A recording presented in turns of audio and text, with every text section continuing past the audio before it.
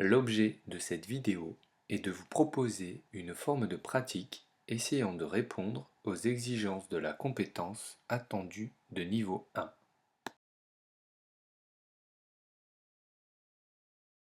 Choisir et conduire un déplacement pour trouver des balises à l'aide d'une carte en utilisant essentiellement des lignes directrices simples dans un milieu nettement circonscrit. Gérer l'alternance des efforts et respecter les règles de sécurité et l'environnement. L'objet d'enseignement que nous poursuivons est, en toute lucidité, orienter et s'orienter seul en vue de remporter une course dans un milieu inconnu intégré à un lieu connu. Cet objet d'enseignement résulte de l'articulation de trois composantes: la compétence attendue de niveau 1, les caractéristiques de l'APSA, ainsi que les compétences méthodologiques et sociales des programmes d'éducation physique et sportive au collège. La forme de pratique que nous allons vous proposer se situe en séance 7 d'un cycle de 10 leçons.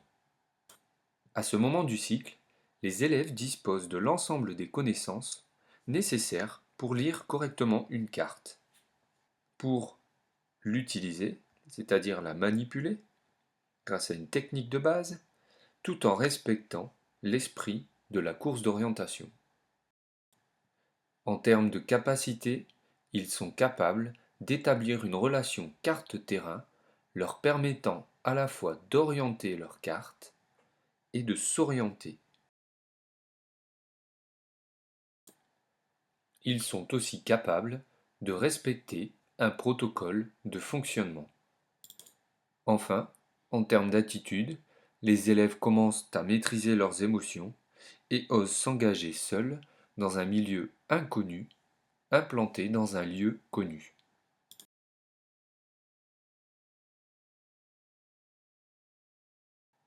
Le dispositif se compose de 5 espaces.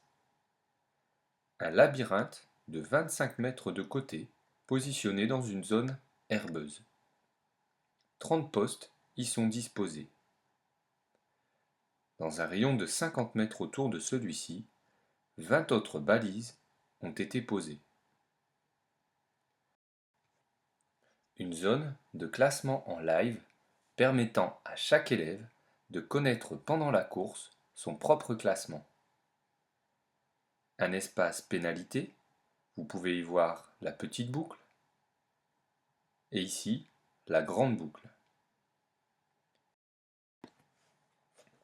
Une zone d'arrivée où chaque élève prend connaissance de son classement à l'issue de sa course. Une zone de correction où chaque élève peut corriger sa prestation et celle de ses adversaires. Cette zone sert aussi de zone de récupération.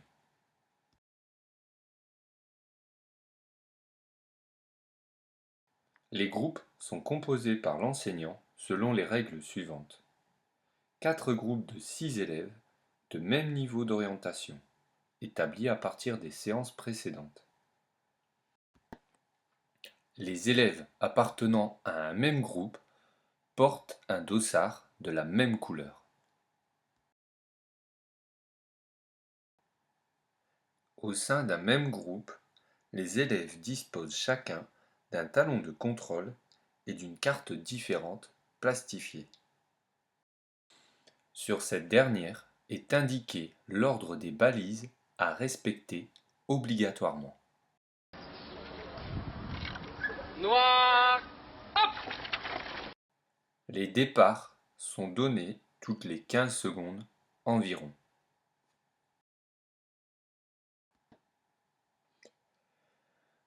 Vous pouvez suivre ici le déplacement d'un élève dans le dispositif, au travers d'un plan fixe éloigné et d'un plan dynamique GoPro.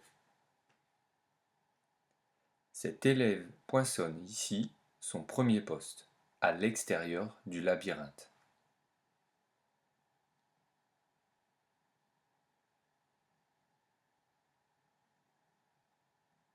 Son deuxième poste se situe, lui, à l'intérieur du labyrinthe.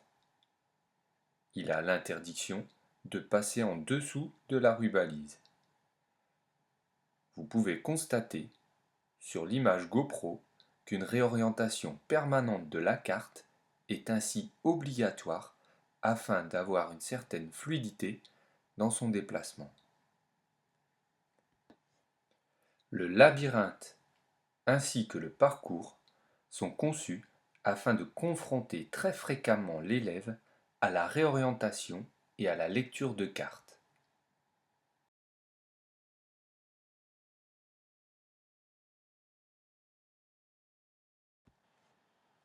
Comme en attestent les signaux rouges précédents sur l'image GoPro, cet élève vient de regarder 4 fois sa carte entre les postes 2 et 3. Il décide à présent de contourner le labyrinthe afin d'être plus efficace.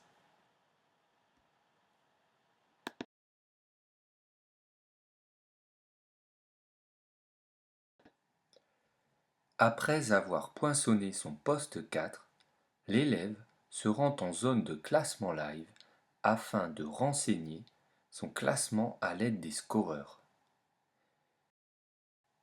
Puis il entre en zone de pénalité où il aura le choix entre réaliser une petite boucle, une grande boucle ou pas de boucle. Il répétera la même démarche après la balise 8 et 12, tout en sachant qu'il devra réaliser les 3 formes de pénalité durant ces 3 moments. Nous lui réservons donc le choix de l'ordre dans lequel il souhaite les réaliser. À l'issue de son parcours de 16 postes, l'élève se rend en zone d'arrivée. Il y retire le premier carton numéroté correspondant à la couleur de son dossard. Ici, l'élève concerné est 4e. Puis, il se rend en zone de correction. La correction se réalise en groupe et le classement définitif de la manche est reporté sur un tableau de synthèse. Après validation des résultats par l'ensemble des concurrents, une deuxième manche peut alors démarrer.